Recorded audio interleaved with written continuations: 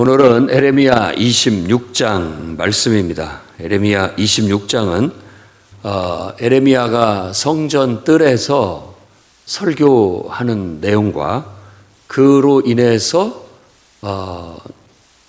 죽임을 당하기 위한 마치 재판을 받는 모습으로 나타나 있습니다. 그래서 그 판결이 죽일 만한 죄가 없다라고 그렇게 판결이 나서 에레미야는 살게 된 이야기인데, 그 이야기 속에 또 다른 두 명의 선지자 얘기를 하고 있습니다.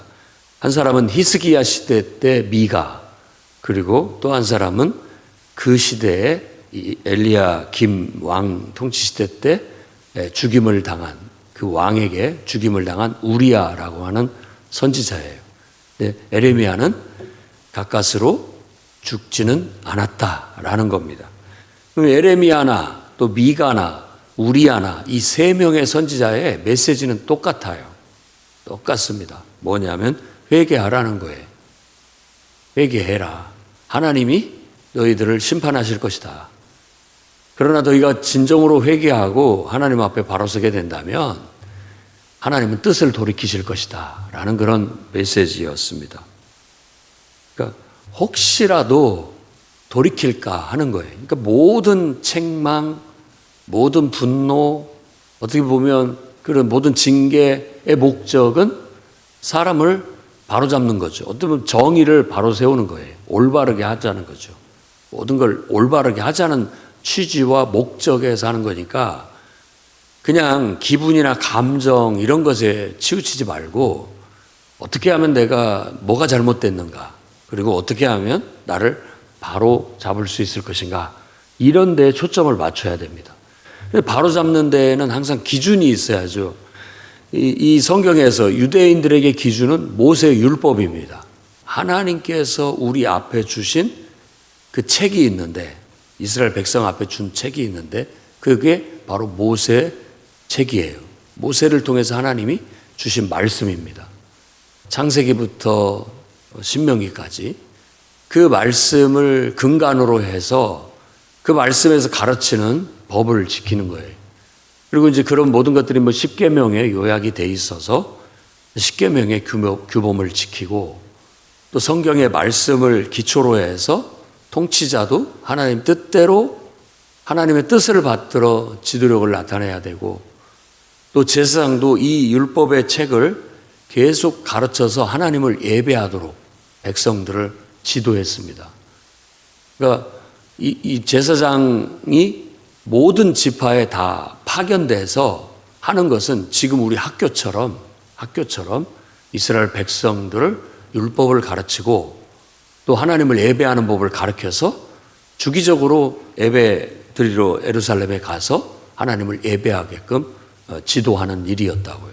어떻게 희생제사를 드리고 그 예배가 어떤 의미를 갖고 있는지를 가르쳐서 삶에 문제가 있을 때마다 그 문제를 하나님 앞에 가서 해결하도록 율법이 가르치고 있는 거예요. 그래서 내가 죄를 지었거나 어떤 잘못된 것이 있거나 무슨 병고가 있으면 하나님 앞에 예물을 가지고, 그러니까 하나님 앞에 드릴 희생 제물을 가지고 나아가서 그 희생 제사를 드리면서 바로 자기 자신의 죽음과 또 변화, 하나님 앞에 헌신의 의미로 예배를 드리게 되는 거죠.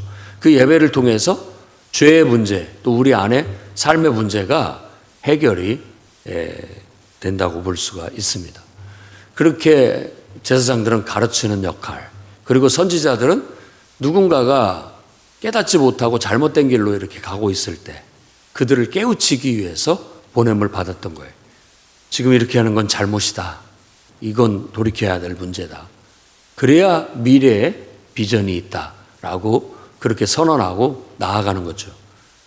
이 역할을 잘 기능이 제대로 돌아가고 또 그것에 제대로 사람들이 순종함으로 말미암아서 모든 사람들은 하나님 백성으로서 하나님 말씀 앞에 바로 서게 되는 것이 궁극적으로 영적인 질서가 잡히고 또 영적으로 바로 서서 힘있고 부강한 나라를 이루는 법이라고 성경이 가르칩니다.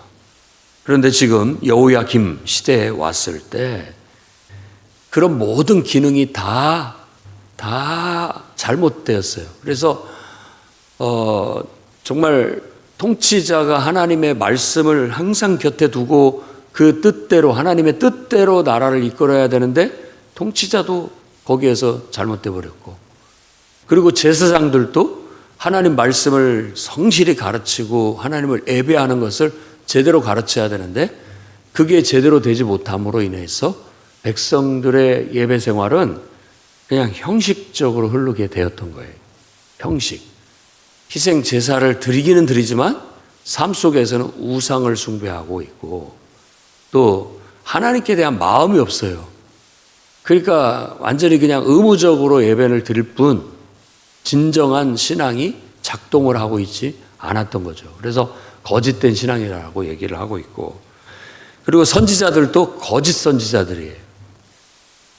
그냥 괜찮다, 계속 잘하고 있다, 평안하다, 별 문제 없다, 이런 식으로만 얘기를 하는 거예요. 그러니까는 선지자도 거짓 선지자로서 제 기능을 하지 못하고 있는 거예요. 그런데 이렇게 그 중에서도 이렇게 밤하늘의 별처럼 정말 하나님의 말씀만을 전하는 종이 있는데 그 종이 바로 에레미야였던 것입니다. 그래서 에레미야는 그들이 자신을 미워하고 그렇게 하나님 말씀을 전하는 일을 사명으로 알고 전하는데 그 일이 사람들이 싫어하는 일임에도 불구하고 자기는 하나님의 입이다. 나는 하나님의 심부름꾼이고 하나님 말씀이 내게 줬으니까 나는 가감없이 전한다. 그래서 이 에레미야서는 그런 주의 종의 정신에 대해서 가르치고 있습니다. 그러니까 하나님이 내 입에다 말을 넣어줬다. 그리고 이건 내가 하는 말이 아니라 하나님의 말이다. 하나님이 너희를 향한 이런 정신으로 사람들이 듣기 싫어하든 어쨌든 나는 하나님의 말을 전달한다. 만일 너희가 이 말을 듣고 듣기 싫어도 그 말을 듣고 행위를 돌이켜서 회개한다면 하나님께서 너희에게 내리기로 애고 경고하신 그 재앙을 돌이킬 것이다. 이렇게 지금 설득하고 있는 거예요.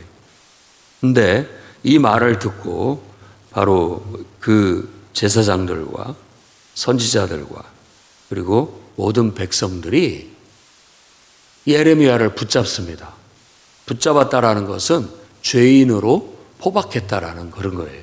그래서 그 죄인으로 포박해서 너는 반드시 죽어야 된다. 넌 죽어야 될 사람이다. 해서 포박을 해서 그를 죽이기 위해서는 이제 어떤 정부, 그러니까 왕의 판단을 받아야 되니까 고관들이 와요. 그래서 고관들이 자리에 딱 앉으면서 재판장이 되게 되는 겁니다. 이곳이 지금 재판장이 됐어요. 그래서 그 고관들에게 이 제사장과 선지자들이 고발을 하는 거예요. 우리 어떤 재판관들도 알겠지만 이 사람이 자꾸 이 성전과 이 성에 대해서 재앙이 되어서 폐허가 될 거라고 말하고 있다. 이거 불경한 소리를 하고 다니는 거 아니냐. 그러니까 이 사람은 제거해야 된다. 죽여야 된다. 라고 지금 말하고 있는 거예요. 그런데 이제 이 고관들은, 유다의 고관들은 잘 따져보면 예레미야도 이제 거기 때 변호를 하게 되죠. 변호를 하면서 똑같은 얘기하는 거예요. 내가 하는 말 아니다. 나는 그저 하나님의 심부름꾼으로서 하나님이 주신 말을 정직하게, 진실하게 말했을 뿐이다. 내 말이 아니다. 이렇게 이제 반박을 하는 겁니다. 그러자 고관들이 듣고 판단을 제대로 합니다. 이 사람에게 죽일 죄가 없다. 이 사람은 그것 때문에 죽을 것이 아니다. 그런 말을 했다고 선지자가 당연히 그런 역할을 해야 되는데 그런 말 했다고 이 사람을 죽일 만한 죄가 없다. 무슨 잘못을 저지른 것이 아니기 때문에 그렇게 판정을 내립니다. 그러면서 그 장로들 중에 이 에레미야를 두둔한 사람이 예로 든 것이 바로 히스기야 왕 때의 미가라고 하는 선지자예요. 이 히스기야 왕 때도 미가라는 선지자가 똑같은 예언을 했었다. 회개하지 않으면 이 성을 하나님께서 황폐하게 만들 것이다라고 예언했었다. 그런데 히스기야 왕은 그 미가 선지자 기분이 나빴지만 그를 죽이지 않았다라고 얘기하고, 그래서 하나님께서는 히스기야 왕 때 그 재앙을 내리지 않고 뜻을 돌이키셨다. 그렇기 때문에 우리도 이 선지자를 죽이면 안 된다. 그러면은 이 선지자를 죽이는 것은 우리에게 해롭다. 해가 될 것이다. 라고 그렇게 말을 하게 됩니다. 그러면서 또 한 사람이 이제 20절에서 23절에 얘기가 되고 있는데, 이 사람은 기럇 여아림 사람으로서 스마야의 아들 우리야라고 하는 선지자였는데, 에레미야처럼 똑같이 이 성전이 파괴될 것이다, 이 성읍은 황폐하게 될 것이다 라는 그런 불길한, 기분 나쁜, 듣기 싫은 소리를 외쳤는데, 여호야김이 그 사람을 잡아다가 결국은 죽이려고 하니까 애굽으로 도망을 쳤어요. 그래서 애굽으로 도망을 갔는데도 이 여호야김이 괘씸하게 생각하고 끝까지 사람을 보내서 그 사람을 연행해 와가지고 죽였다라고 그렇게 얘기합니다. 그러나 에레미야는 이런 자기를 비호해 주는 사람들로 인해서 죽음을 보지 않았다라고 얘기해요. 주님의 일을 한다는 것은 이 에레미야를 통해서 우리가 많이 배우게 됩니다. 주의 일을 한다는 거, 꼭 목회자만이 아니라 교회 안에서 평신도 사역자가 돼서 또 주님의 일꾼이 되어서 우리가 어떤 직분을 가지거나 또 그냥 성도로서 주님을 섬길 때 항상 에레미야의 이 정신을 배워야 됩니다. 우리가 하나님을 섬기는 것이지 사람을 따라가는 거 아니고 사람을 의지하는 거 아닙니다. 그러니까 우리가 주의 일을 할 때에는 주의 일을 하는 것이지 사람의 일을 하는 게 아니에요. 그러니까 분명한 여기에서 고관들 중에 장로들 중에 몇 사람들이 올바르게 판정을 내린 것처럼 우리도 올바른 판단을 내릴 수 있는 살아있는 정의로운 사람들이 있어야 됩니다. 하나님 앞에 올바른 사람이 있어야 되는 거죠. 주의 일을 한다, 주님을 섬기는 것이다 라는 정신을 확고하게 붙잡고 나아갈 필요가 있습니다.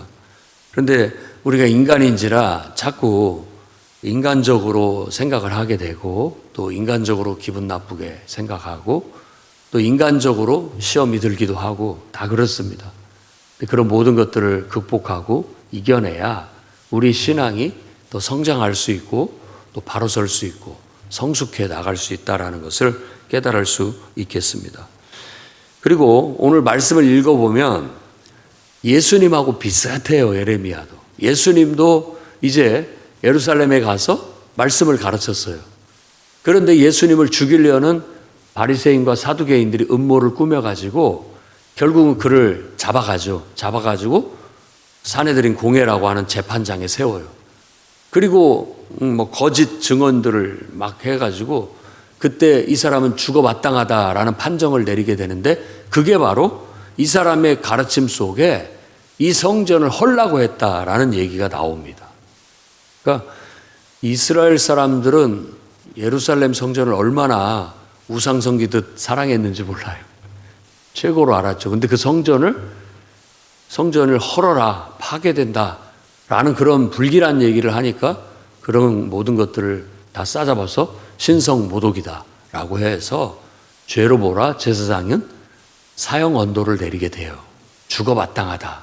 그래서 자기가 죽일 수 없으니까 여기서도 고관들 앞에 데리고 갔던 것처럼, 선지자와 제사장이 고관들에게 데려간 것처럼 똑같이 그 시대에 행정 업무를 받던 그 총독부, 로마의 총독부 빌라도 총독에게 데리고 가서 이 사람을 죽여야 된다. 뭐 때문이냐 따져봤더니 이렇게 예언을 이렇게 가르치기 때문이다. 백성들을 선동해서 자꾸만 부정적으로 만들고 있다. 이렇게 얘기해서 결국은 죽여달라고 요구를 한 거죠. 그런데 빌라도가 아무리 따져봐도 여기서 말씀처럼 죽일 만한 이유가 없어요. 아무 죽일 만한 이유가 없어요. 그래서 손을 씻기도 하고, 또 성경에서는 자기 부인이 꿈에 불길한 꿈을 꿨으니까 그 사람을 함부로 대하면 안 된다라는 그런 조언도 나옵니다.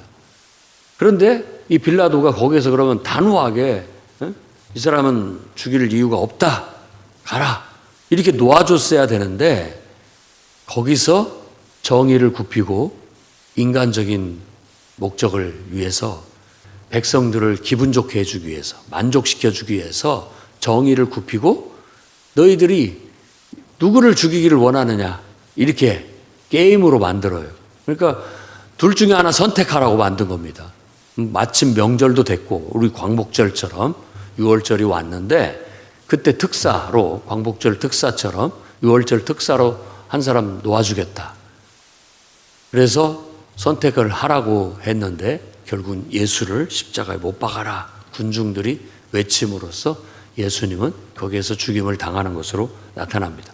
에레미야는 그 자신을 도와주는 그 정부, 어떻게 보면 관료들이 있어서 그를 비호해 줬기 때문에 죽지 않게 됐던 거예요. 이것도 하나님이 에레미야에게 사명을 줄 때, 이가 이렇게 하나님 말씀을 외치는 걸 굉장히 두려워했는데도 불구하고 하나님께서 너를 내가 지켜주겠다, 너 죽지 않게 해주겠다라고 했던 약속의 말씀이 있습니다. 그래서 죽지 않게 됐다라고 볼 수가 있는 것이죠. 그래서 우리가 주님을 섬기고 주의 길을 간다는 것은 이런 의미가 일면에 있습니다. 그러니까 주님의 뜻을 행하는 것은 세상하고 배치되고 또 사탄이 역사를 해요. 그래서 우리가 하나님 앞에 바로 서게 되면 사람들이 싫어할 수 있고, 또 미움을 받을 수 있고, 자꾸만 인간적으로 그걸 해석을 하려고 하는 그런 일에 봉착을 하게 되는 경우가 있어요. 그럴 때 우리가 뜻을 굽히지 않고, 정의를 굽히지 않고, 하나님 말씀을 굽히지 않고, 우리는 순교당할 각오로, 우리야처럼 순교를 당할 수도 있는 거죠.